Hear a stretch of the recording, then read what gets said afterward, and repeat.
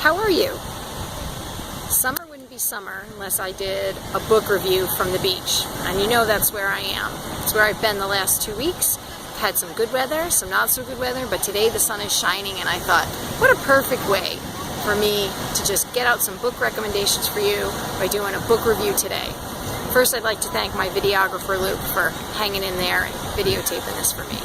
So, the first book I have for you, which is just right for all 4th graders, and older of course, is Superfly, the world's smallest superhero by Todd Doodler.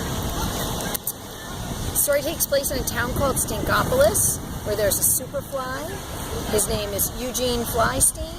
He's a 4th grade bug by day, but he's an exterminator of evil by night. Not just regular evil, mega super duper evil in the form of one of nature's baddest bullies, Crazy Cockroach.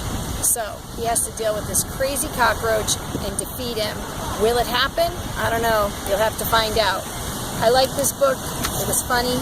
There were lots of pictures. And for some of my friends, some really crazy humor. I think you might like it. If you like to laugh, I think you'll like Superfly, the world's smallest superhero. My second favorite book from the summer is Ivy by Katherine Colville. She is the wife of Bruce Colville, who writes a lot of books for people your age. This book is just right for 4th graders. Might be a little challenge for some fall 4th graders, but it's definitely just right for spring 4th graders and fall 5th graders. This is the story of Ivy, a little girl who lived in the town of Broomsweep with her grandmother.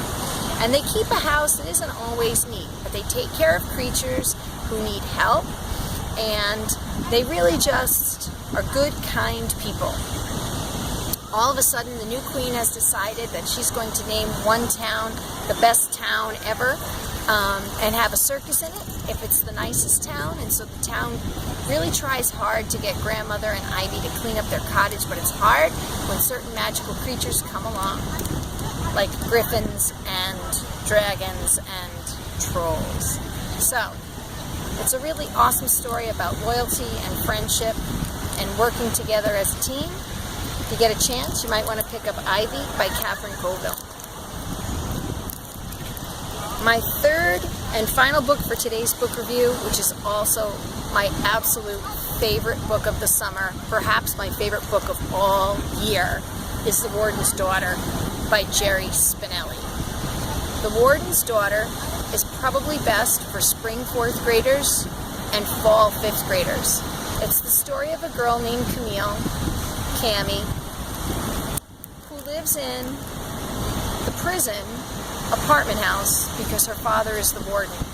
And when she was a little girl, her mother died, saving her from being hit by a milk truck. This is the story of Ivy's adventures growing up, mostly from the age of 13, when she was taken care of by a trustee who was really an inmate at the prison who helped keep house at the apartment and take care of Camille.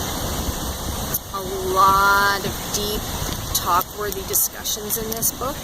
I'm really excited for everyone who gets a chance to read it. I think you will love it. Parents, pick it up and read it yourself. It's really, really amazing. One of the best books I have ever read, and leave it to Jerry Spinelli to do that. He's a Newbery medalist. And if you want to read any of his other books, he's got a lot of really great books out there. But this latest, which came out in January, The Warden's Daughter, absolutely one of my favorite books of the summer and favorite books of all year. So, keep up your summer reading. Hoping you're having a great time. Read on the beach. I'll see you in a couple weeks.